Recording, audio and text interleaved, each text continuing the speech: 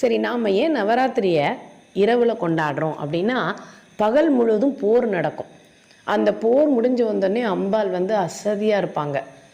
வெற்றி பெற்றுட்டு வருவாங்க. அந்த வெற்றியை கொண்டாடணும், அவங்களோட அந்த அசதியை போக்கணும், அவங்களுக்கு உற்சாகம் கொடுக்கணும், மீண்டும் அடுத்த நாள் அவங்க போராட போகணும் அப்படின்ற எண்ணத்தில் நாம் அந்த வெற்றியை கொண்டாடுறதுக்காக இங்கே கலை நிகழ்ச்சிகள்லாம் நடத்தி இரவில் பூஜை பண்ணுறோம்.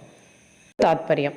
இன்னொன்று, கலைகளுக்கெல்லாம் அதிபதி கலைவாணி, செல்வத்துக்கு அதிபதி லக்ஷ்மி, நமக்கு தைரியம் வேணும் அப்படின்னா துர்காதேவி.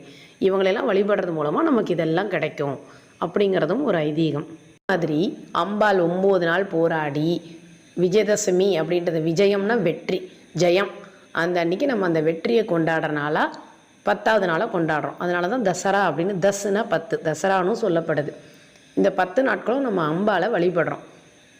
அம்பாள் நமக்கு எப்படி அரக்கர்கள்கிட்டேருந்து